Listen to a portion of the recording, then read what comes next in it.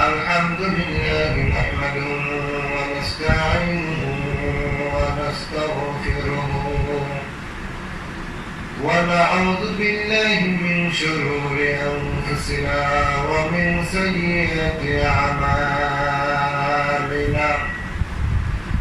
من يهده الله فلا مضل له ومن يضلل فلا هادي له ونشهد أن لا إله إلا الله وحده لا شريك له ونشهد أن سيدنا وسندنا وحبيبنا ومولانا محمدا عبده ورسوله أرسله بالحق بشيرا ونذيرا وداعيا إلى الله بإذنه وسراجا منيرا فقد قال الله تعالى في كلامه المجيد والفرقان الحميد أعوذ بالله من الشيطان الرجيم بسم الله الرحمن الرحيم وأقيموا الصلاة وآتوا الزكاة واركعوا مع الراكعين وقال رسول الله صلى الله عليه وسلم بني الإسلام على 5 شهادة أن لا إله إلا الله وأن محمدا عبده ورسوله وإقام الصلاة وإيتاء الزكاة والحج وصوم رمضان أو قال عليه الصلاة والسلام وقال تعالى في شان حبيب يا أيها الذين آمنوا صلوا عليه وسلموا تسليما اللهم صل على محمد وعلى آل محمد كما صليت على إبراهيم وعلى آل إبراهيم إنك حميد مجيد اللهم بارك على محمد وعلى آل محمد كما باركت على إبراهيم وعلى آل إبراهيم إنك حميد مجيد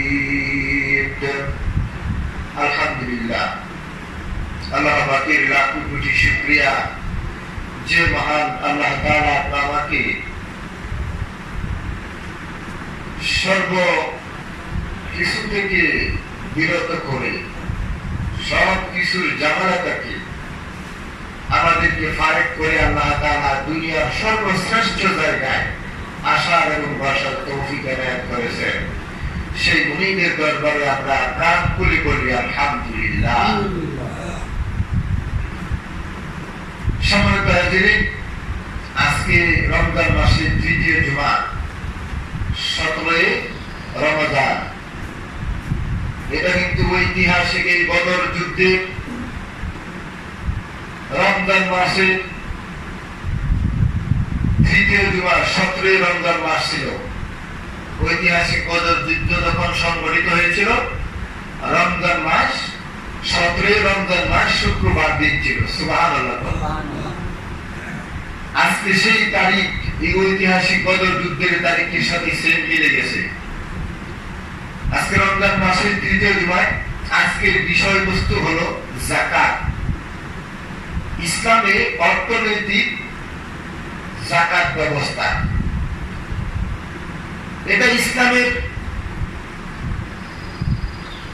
তৃতীয় রিপন বা স্তম্ভ। এটা অত্যন্ত গুরুত্বপূর্ণ একটা বিষয়। এই বিষয়ে আমাদেরকে ভালো করে একটু শ্রবণ করতে হবে কথাগুলো। আমি আল্লাহ পাকের পবিত্র কালামের সূরাতুল বাকারার 43 নম্বর আয়াত তেলাওয়াত করেছি। রাসূল করিম সাল্লাল্লাহু আলাইহি ওয়াসাল্লাম বর্ণিত হাদিস থেকে বুখারী মুসলিমের একটা হাদিস আপনাদের সামনে উপস্থাপন করেছি। এই আয়াত এবং হাদিসকে সামনে রেখে যাকাতের বিষয়ে কিছু আলোচনা করব। আমার তাওফীকি ইল্লা বিল্লাহ। আমরা আগে বুঝে নিই যাকাত জিনিসটা কি, যাকাত অর্থ কি। যাকাত শব্দটি যাকুন থেকে এসেছে, যার আবিধানিক অর্থ হলো আত-তাতহীর, পবিত্রকরণ। যাকাত শব্দের অর্থ কি? পবিত্রকরণ। পবিত্র কুরআনুল মাজিদে আল্লাহ তাআলা বলেন ক্বাদ আফলাহা মান তাযাক্কা, তারা সফল কাম হয়েছে যারা নিজের অন্তরকে আত্মশুদ্ধি করতে পেরেছে, নিজের অন্তরকে পবিত্র করতে পেরেছে, তারা সফল কাম হয়েছে। কারণ সুবহানাল্লাহ। যাকাত শব্দের অর্থ আরেকটা অর্থ হলো আয-জিয়াদাতু, বৃদ্ধি করা। তাহলে যাকাত দিলে মাল পবিত্র হয়, যাকাত দিলে মাল কি হয়? পবিত্র হয়। যাকাত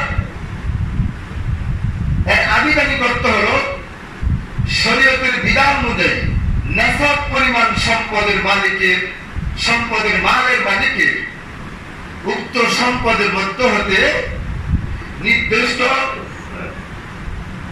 যাকাত পাওয়ার যোগ্য যারা, যোগ্যদের মধ্যে বিতরণ করা হলো শরীয়তের ভাষায় যাকাত। শরীয়তের পরিভাষায় যাকাত কাকে বলা হয়? আবার একটু ভালো করে শোনেন।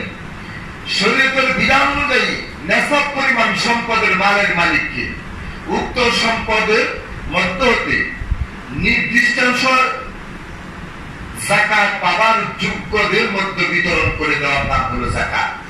আবিধানিক অর্থটা বুঝতে পেরেছেন কিনা?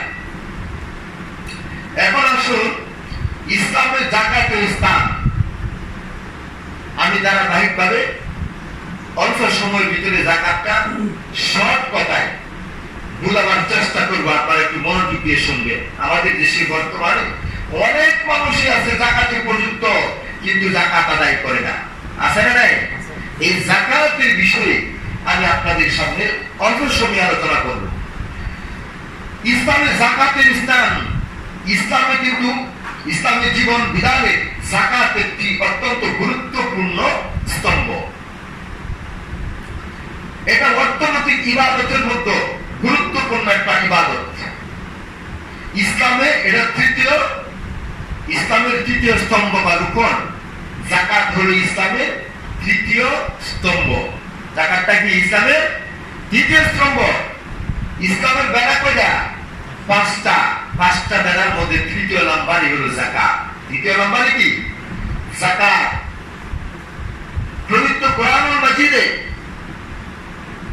মহান আল্লাহ পাক রব্বুল আলামিন যে জায়গায় সালাতের কথা বলেছেন, সালাতের পরপরই যাকাতের কথা বলেছেন। যত জায়গাতেই সালাতের আয়াত আসছে, সালাতের পরপরই আল্লাহ যাকাতের কথা বলেছে। কারণ সুবহানাল্লাহ।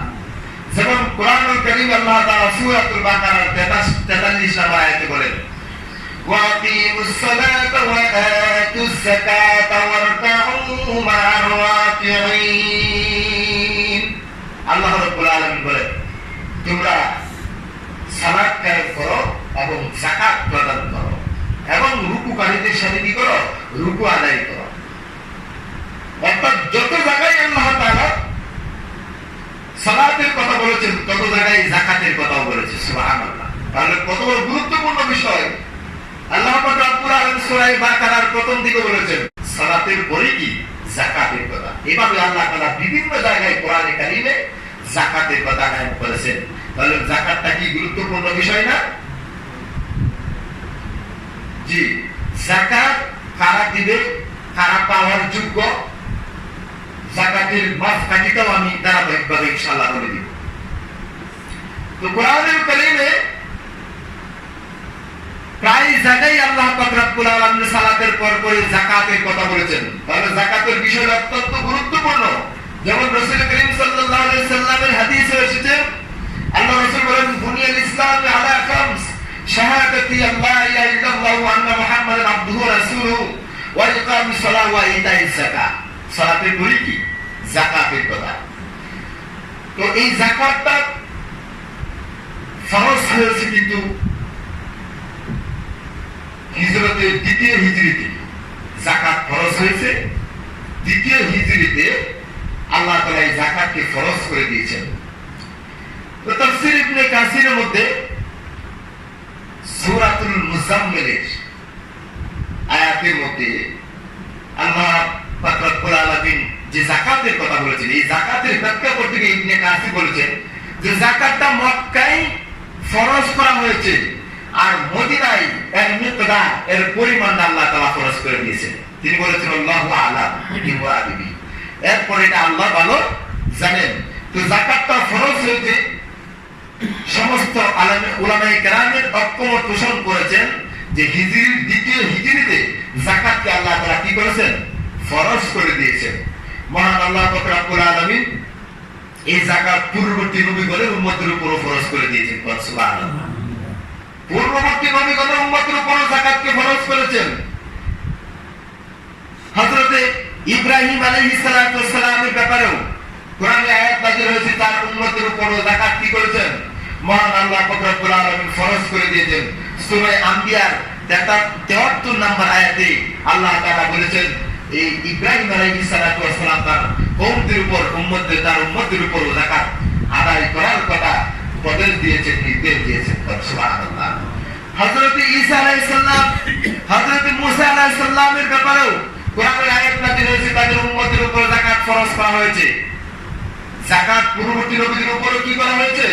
ফরজ করা হয়েছে। আল্লাহ পাক রব্বুল আলামিন পবিত্র কোরআনুল মাজিদে হযরত ইসমাঈল আলাইহিস সালাতু ওয়াস সালামের ব্যাপারে কোরআন আয়াত নাযিল হয়েছে।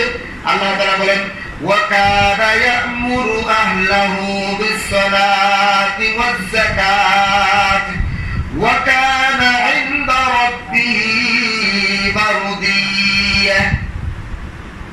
ইসমাঈল আলাইহিস সালাতু ওয়াস সালাম তার পরিবারস্থ লোকদেরকে যাকাত আদায় করার কথা বলেছেন। সুবহানাল্লাহ। যাকাত, সালাত কায়েম করা এবং যাকাত আদায় করার কথা কি করেছেন? নির্দেশ দিয়েছেন হযরতে ইসমাঈল আলাইহিস সালাতু ওয়াস সালাম। তাহলে পূর্ববর্তী সমস্ত নবীদের উম্মতের উপর যাকাত কি করা হয়েছিল? ফরজ করা হয়েছিল। যাকাতের আলোচনা ব্যাপক, অল্প সময়ে বিস্তারিত আলোচনা করে শেষ করা যাবে না। আমি আপনাদের সাথে মৌলিক আলোচনাগুলো করব যে যাকাত না দেওয়ার পরিমাণটা আজকে আগে আমরা জানি।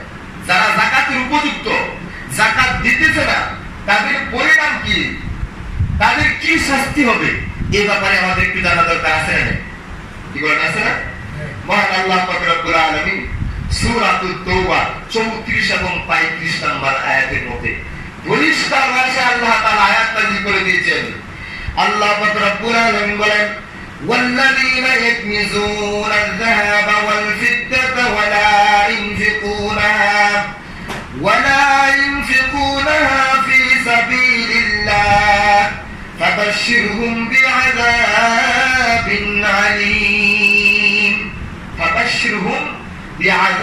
أليم।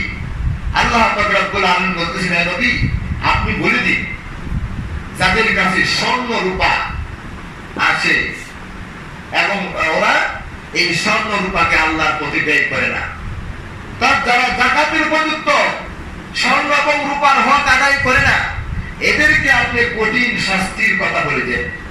যারা আল্লাহর রাস্তায় এগুলো কি করে না, ব্যয় করে না, খরচ করে না, তাদেরকে কঠিন আযাবের কথা বলে দিন। আল্লাহ তাআলা বলেছেন, ফাবাশশিরহুম, তাদেরকে সংবাদ দেয়া দাও, বিআযাবিন আলীম, কঠিন শাস্তির কথা। সুবহানাল্লাহ। আল্লাহ পবিত্র কালামে সরাসরি আয়াত নাযিল করে দিয়েছেন। তারপরে 35 নম্বর আয়াতে আল্লাহ তাআলা বলেন, ইয়াউমা ইউহমা আলাইহা ফি নারি জাহান্নাম ফাতুকওয়া বিহা জিবাহুহুম ওয়া জুনুবুহুম ওয়া যুহুরুহুম হাযা মা কানাজতুম লিআনফুসিকুম ফাযুকু মা কুনতুম তাকনিজুন।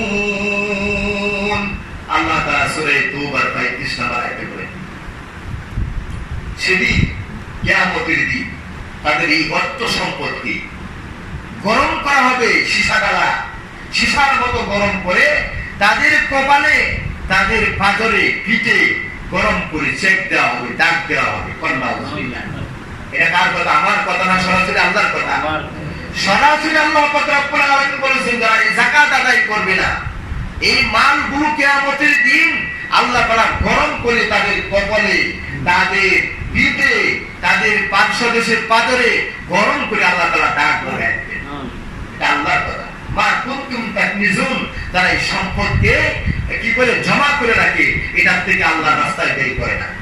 সেদিন সম্পদ বলবে, ফাযুকু আযাব ফাযুকু মা কুনতুম তাকনিজুন, আমি তোমার সম্পদ যা তুমি সঞ্চিত করে রাখতে, আল্লাহর প্রতি ব্যয় করতে না। তো যারা সম্পদের নেশাব পরিমাণ উপযুক্ত সম্পদের মালিক, আর এখান থেকে আল্লাহর হক আদায় করা হয় না, যাকাত আদায় করা হয় না, এদের পরিণতিটা কি হবে? কোরআনের আয়াত দিয়ে আপনাদেরকে স্পষ্ট ভাষায় বুঝিয়ে দিলাম। তারপরে আসবে আল্লাহর নবী সাল্লাল্লাহু আলাইহি সাল্লাম হাদিসে কি বলেছেন, বুখারী শরীফের হাদিস। রাসূল করিম সাল্লাল্লাহু আলাইহি সাল্লাম বলেন, মান আতাহুল্লাহু মালান, আল্লাহ তাআলা তাকে সম্পদ দিয়েছেন এবং ফালাম ইউআদ্দি যাকাতাহু, তার থেকে যাকাত আদায় করে না। বুখারী মুসলিমের হাদিস। মান আতাহুল্লাহু মালান, যাকে আল্লাহ তাআলা কি দিয়েছেন? সম্পদ দিয়েছেন। ফালাম ইউআদ্দি যাকাতাহু, এবং তার থেকে যাকাত আদায় করে না। মুফতিলাহু মালহু ইয়াউমাল কিয়ামা, কিয়ামতের দিন সাজাআন আকরা, এই সম্পদ তার সামনে বিষাক্ত একটা সাপে পরিণত হবে। বুখারী মুসলিমের হাদিস। এই সম্পদ কাল কিয়ামতের দিন তার সামনে একটা বিষাক্ত সাপে পরিণত হবে। এই সাপের দুই চক্ষুর উপরে কালো বিন্দু থাকবে, বুখারীর হাদিস। এবং তার গলার মধ্যে বেরি করা হবে এই সাপটাকে। নাউযুবিল্লাহ।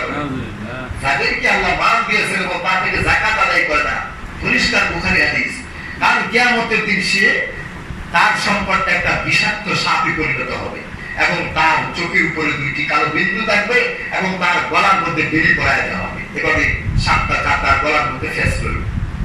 ফেস করে সাপের মুখটা সামনের দিকে ভাবে আসবে, আর সামনে মুখের মধ্যে কামড় দিয়ে ধরবে আর বলবে, আলা মালুকা আনা মালুকা আনা খানজুকা, আমি তোমার সম্পদ, তোমার গচ্ছিত সম্পদ, আমি তোমার সম্পদ, আমাকে তুমি আনা খানজুকা জমা করে রেখেছিলে।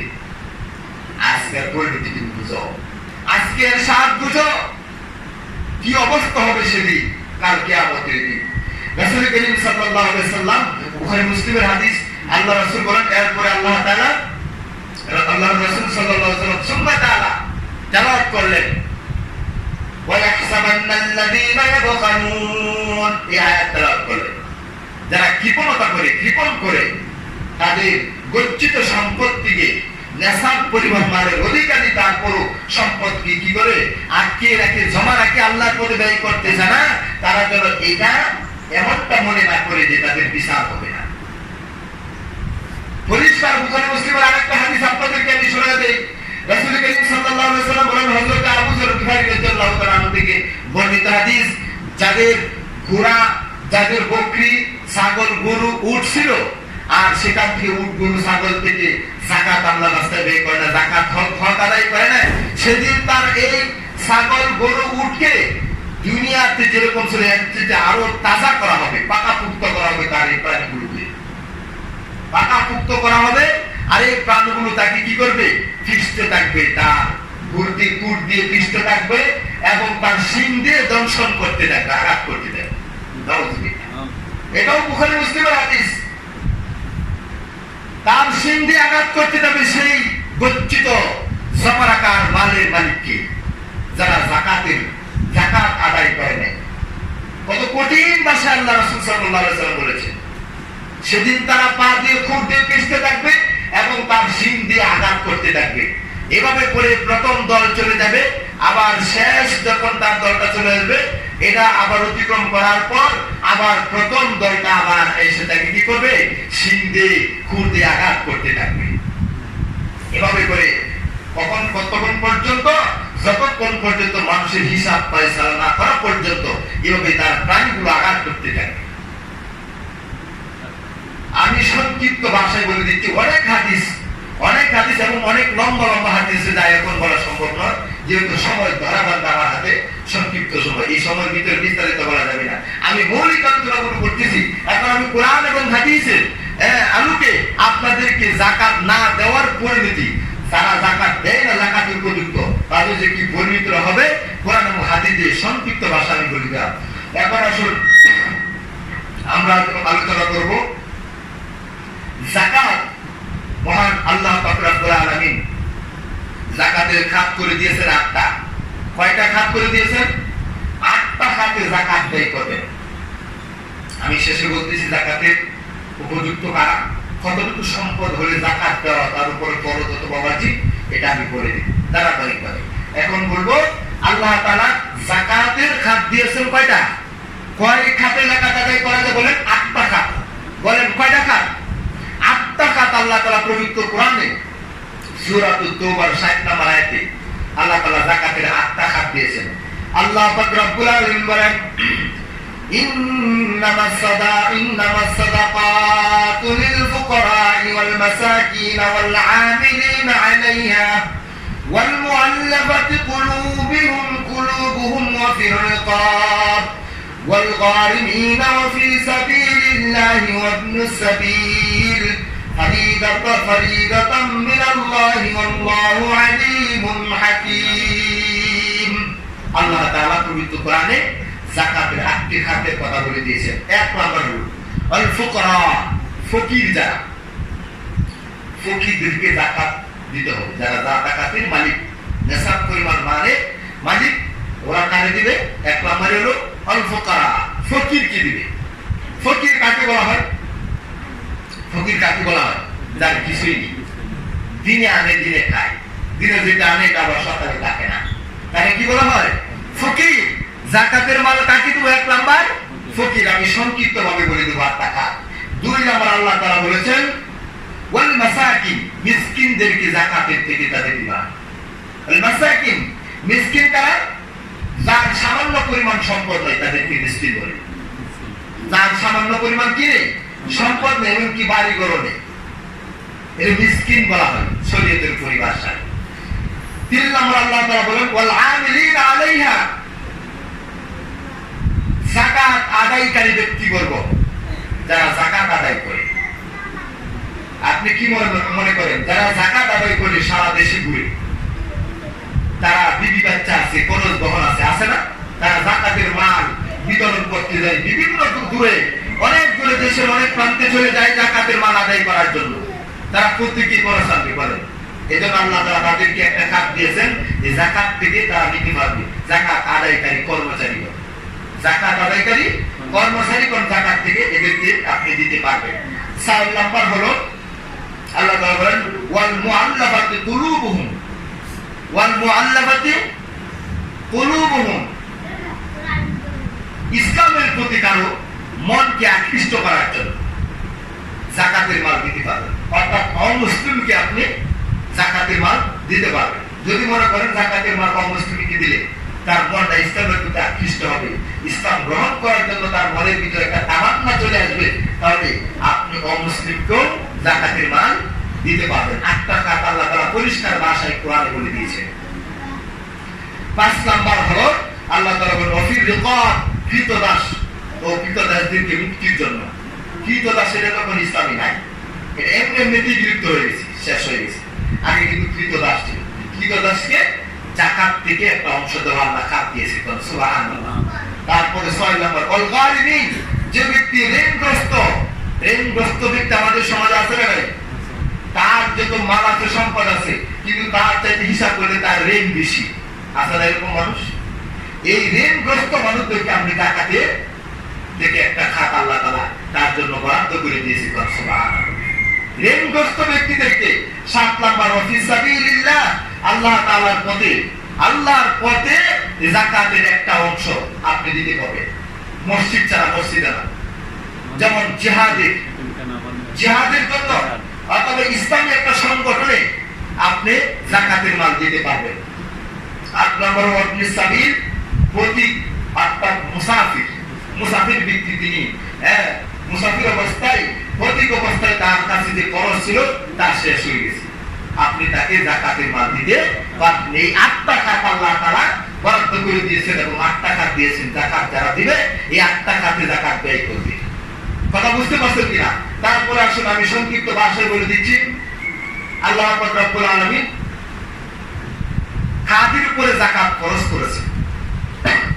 কতটুকু সম্পদের মালিক হলে পরে আপনি যাকাত আদায় করবেন, এটা আমাদের জানা দরকার আছে না? এটা এখন যাকাতের মাপকাঠিটা আমি আপনাদেরকে বলে দিচ্ছি।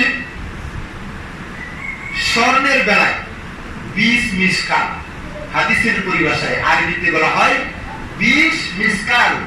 আধুনিক হিসাব অনুযায়ী এটাকে 85 গ্রাম বা 7.5 তোলা স্বর্ণের দাম। কয় তোলা? 7.5 তোলা স্বর্ণ, অর্থাৎ 7.5 ভরি। 7.5 ভরি স্বর্ণ অথবা আধুনিক হিসাবে 85 গ্রাম স্বর্ণের মূল্য যার হাতে আছে তার উপরে যাকাত কি? ফরজ। তার উপরে যাকাত ফরজ হবে। আর রূপার মূল্য হলো আধুনিক হিসাবে 585 গ্রাম, 95 গ্রাম। এটাকে 52.5 তোলা রূপা বলা হয়। কত রূপা? 52.5 তোলা রূপার মূল্য যার হাতে আছে তার উপরে যাকাত কি হবে? ফরজ হবে। উল্লেখ করে স্বর্ণ এবং রূপা উভয়টার হিসাবে যদি 52.5 হয়, মনে করেন শুধু স্বর্ণ আপনার 7.5 ভরি হয় নাই, কিন্তু স্বর্ণ এবং রূপা মিলায় 52.5 তোলা মূল্য যদি আপনার হাতে থাকে তাহলে আপনার উপরে যাকাত ফরজ। কথা বুঝতে পারছেন কিনা? তো যাকাতের মাসলা মাসাইল কিন্তু অনেক ব্যাপক মাসলা মাসাইল। আপনি যদি যাকে তাকে প্রশ্ন করেন সঠিক মাসলা দিতে পারবে না। এই জন্য যারা প্রতিনিয়তই কোরআন হাদিস নিয়ে ঘাটাঘাটি করে মাসলা মাসাইল দেয়, ফতোয়া দেয়, এদের কাছে আপনি মাসলা মাসাইল জিজ্ঞাসা করুন যাকাতের বিষয়ে। তো যাকাতের বিষয়ে আমি শর্টকাট বলে দিচ্ছি। আমরা কতটুকু পরিমাণ বলছি? স্বর্ণ হলো 7.5 ভরি, আর রূপা হলো কি 52.5 তোলা।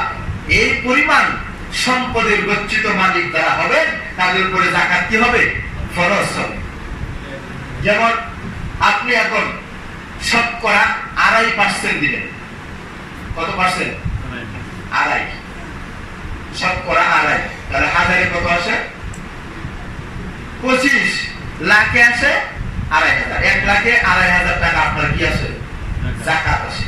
আর যদি 1 কোটি টাকা হয়, 1 কোটি টাকার যাকাত আসবে 2.5 লাখ।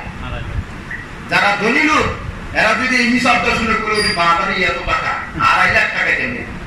অথচ অনেক লোক আছে কোটিপতি এই হিসাব অনুযায়ী যাকাত আদায় করছে না, আছে না? আছে না আমাদের দেশে? অনেক আছে। তাহলে আপনার যদি এখন 30টা গরু অথবা মহিষ থাকে, এক্ষেত্রে কি করবেন? 30টা গরু অথবা মহিষ যার কাছে আছে, এখান থেকে তিনি 1 বছরের বয়সে একটা বাচ্চা যাকাত দেবে। 30টা গরু অথবা 30টা মহিষ যার আছে তিনি কি করবেন? 1 বছরের পূর্ণ হওয়া একটা বাচ্চা যাকাত দেবে। আর যার হাতে 40টি ছাগল অথবা ভেড়া আছে, 40টি ছাগল অথবা ভেড়া আছে, তিনি এখান থেকে 1টি ছাগল অথবা ভেড়া যাকাত দেবে। আর এর উপরে 120টা যদি হয় তাহলে 2টি ছাগল অথবা ভেড়া যাকাত দেবে। কথা বুঝতে পারছেন কিনা? অনেক অনেক মাসালা আছে, আমি শর্টকাট করে দিচ্ছি। এখন আমাদের এই যে সম্পদে জমিতে উৎপন্ন ফসলের যাকাত আছে নাই? জমিতে উৎপন্ন ফসলের যাকাত বুখারী মুসলিমের হাদিসে আছে 5 ওসাক পরিমাণ সম্পদের মালিক বছর, হ্যাঁ 1 বছর পূর্ণ হওয়ার পরও যার হাতে গচ্ছিত থাকে, অর্থাৎ 5 পোশাক বলা হয় 26 মণ 10 কেজি অথবা 28 মণ, তার মধ্যে 28 মণ। এই পরিমাণ সম্পদ যদি আপনার জমিন থেকে উৎপন্ন ফসল হয়, এখান থেকে আপনার যাকাত দিতে হবে। হাদিসের ভাষায় বলা হয় উশর। হাদিসের ভাষায় কি বলা হয়? উশর বলা হয়, অর্থাৎ 1/10 মাংস, 10 ভাগের 1 অংশ, 10 ভাগের 1 অংশ যাকাত দিবেন। যদি আপনার উৎপন্ন ফসল আল্লাহর রহমতের বৃষ্টি অথবা নদী নালা খাল বিলের পানি দিয়ে চাষ করে থাকেন, উৎপন্ন করে থাকেন, তাহলে 10 ভাগের 1 ভাগ যাকাত দিতে হবে আপনার উৎপন্ন ফসল থেকে।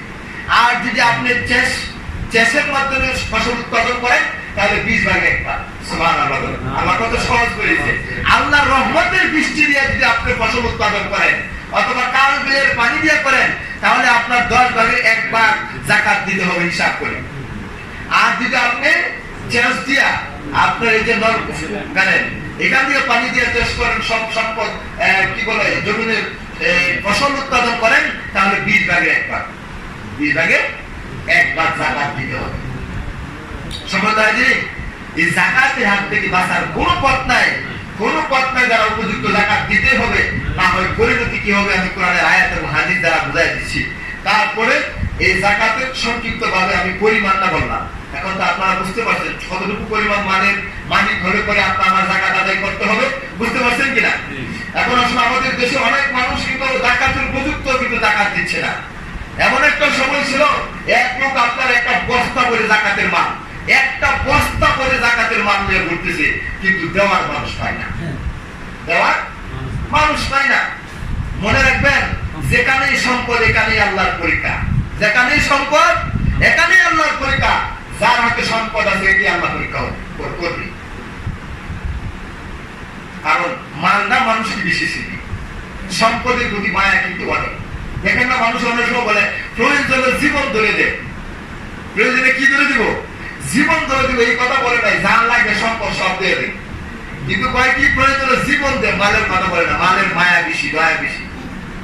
যে এক বেচারা এক পুকুরের পাশে, কুয়ার পাশে দাঁড়াইয়া চিৎকার করতেছে, কাঁদতেছে। একটা কুকুর জিব্বা বাড়ালে জিব্বা বের করে হাঁপাইতে শুরু করছে। আপনারা জিজ্ঞাসা করুন, আপনি কুকুরকে দেখে কাঁদতেছেন, আর কুকুর দেখা যায় জিব্বা বের করে হাঁপাইতেছে, ব্যাপারটা কি? আমি যে কাঁদতেছি এই কান্দার কারণ হলো এই কুকুরটা পানির পিপাসায় হাঁপাইতেছে জিব্বা বের। কয় যে আপনি এখানে কাঁদতেছেন, এটা দেখে আপনার ব্যাগের ভিতরে কি আছে? কয় যে আমার ব্যাগের ভিতরে হালুয়া রুটি আর এক বোতল পানি আছে। এখান থেকে একটু হালুয়া রুটি পানি দিলে তো কুকুরের কি বলে তৃষ্ণাটা মিটে যায়, ঠিক না? তোমার চেয়ে আমি কম বুঝি না, মানুষ কত চালা। ওইটা দিলে তোমার শেষ হয়ে যাবো মা, একটু কান্নাকাটি করলে তোমার মার তা শেষ হইতেছে না, মার তো ঠিকই থাকে, ঠিক না? মানের প্রতি মানুষের দয়া মায়া বেশি, এই জন্য যার হাতে মাল আছে তাকে আল্লাহ পরীক্ষা করবে। কথা আছে, আল্লাহ দিয়ে দল বুঝে মন নিয়ে যাইতে কতক্ষণ। নদীর কুল ভেঙে ওই কুল করে ওই তো নদীর খেলা, সকাল বেলার ধনী রে তুই ফকির সন্ধ্যা বেলায়। সকালের ধনী আপনি বিকালে ফকির হয়ে যেতে পারেন, এটা আল্লাহ পারেন কিনা? আল্লাহ পারেন কিনা? ওই বেচারা সম্পদ যাকাতের সম্পদ নিয়ে ঘুরতেছে, দেওয়ার মতো মানুষ হয় না। তো মরুভূমি, এই আরবের মরুভূমির একটা জায়গায় একটা গাছ পাইলেন, সেখানে নিচে বসে তিনি কাপড় চোপড় খুলে একটু শুয়ে পড়লেন, শুয়ে একটু বিশ্রাম করলেন। জীর্ণ শীর্ণ শরীর অবস্থায় শুয়ে আছেন যাকাতের মাল নিয়ে আদায় করার জন্য। আর আমাদের দেশের অবস্থা কি? আমাদের দেশের অবস্থা দেখবেন যে কাপড় কোটি বাজার থেকে কিনে আনতে রাখে, একবারে কম দামা কাপড়। আর শহর বন্দর বাজারও দেখবেন লেখা থাকে জাকাতের মাল, জাকাতের কাপড় আছে না নাই? জাকাতের কাপড়। আর ওই বছরের জন্য উপযুক্ত জাকাত দেওয়া, উনি জাকাতের কাপড় গিয়ে আনে ওখান থেকে, বাড়ির থেকে গিয়ে আনা লাগে। আপনার উচিত হলো যারা জাকাত পাওয়ার যোগ্য বাড়ি বাড়ি গিয়ে দিয়ে আসবেন, সাইনবোর্ড ঝুলায় দেয় জাকাত দেওয়া হইতেছে এখানে, আছে না নাই? আপনার নিয়ম হলো কি বাড়িতে দিয়ে আসবেন যারা জাকাত পাওয়ার যোগ্য। ওই বেচারা জাকাতের মাল নিয়ে ঘুরতেছে, গাছ তুলে শুয়ে আছে, আরেক বেচারা একটা ফুটলা একটা ব্যাগ আর কি জাকাতের মাল নিয়ে ঘুরতেছে। ওই বেচারা এসে দেখে উনি গাছের নিচে জীর্ণ শীর্ণ অবস্থায় শুয়ে আছেন। তিনি মনে মনে চিন্তা করলেন, আল্লাহ অনেক দিনে পাইছি, দিন যাবত ওই বেচারা একটা জাকাতের পুটলা নিয়ে কাতুন নিয়ে ঘুরতেছে, কিন্তু দেওয়ার মানুষ পায় না। ওই বেচারা এখানে আসে, দেখলো ওই লোক এখানে শুয়ে আছে, তো কাছে এসে বললেন আসসালামু আলাইকুম ভাই। ওয়ালাইকুম আসসালাম। ভাই আসলে আমি অনেক দিন ধরে ঘুরতেছি জাকাতের মাল দেওয়ার জন্য, আপনাকে দেখে মনে হচ্ছে আপনি খুবই নিতান্ত গরিব একজন মানুষ, হ্যাঁ জীর্ণ শীর্ণ শরীর অবস্থায় শুয়ে আছে, আমি এক কাটুরি এই জাকাতের মাল দিয়ে ঘুরতেছি, দেওয়ার মতো কাউকে পাই না, আমাকে দেখা যায় আপনারা আল্লাহ মিলাইয়া দিছে, আমি মুক্ত হয়ে যাবো মনে হয়, নেন আপনারা দিয়ে দিলাম। এই বছর শুয়াতে উল্টে কমে ফাঁকি করার জায়গা পাই না। আপনি কয়দিন ধরে করতেছেন? বলছে আমি 3 দিন ধরে জাকাতের মাল নিয়ে ঘুরতেছি, দেওয়ার মতো মানুষ হয় না। ওই বছর আপনি 3 দিনে করে, আমি 1 সপ্তাহ ধরে এই বস্তা নিয়ে ঘুরতেছি জাকাতের মাল নিয়ে। সুবহানাল্লাহ। জাকাত কিভাবে আদায় করতে দিকে, এজন্য জাকাতের উপযুক্ত ব্যক্তি যারা আছে ওরা কিন্তু জাকাত যদি আদায় না করেন, তা আল্লাহর আদালতে সেদিন কঠিন আযাবের ব্যবস্থা আপনার জন্য ব্যবস্থা করা আছে। মহান আল্লাহ পাক রব্বুল আলামিন আপনা আমাকে যেন এই জাকাতের বিষয়ে বুঝার এবং আমল করার তৌফিক দান করেন।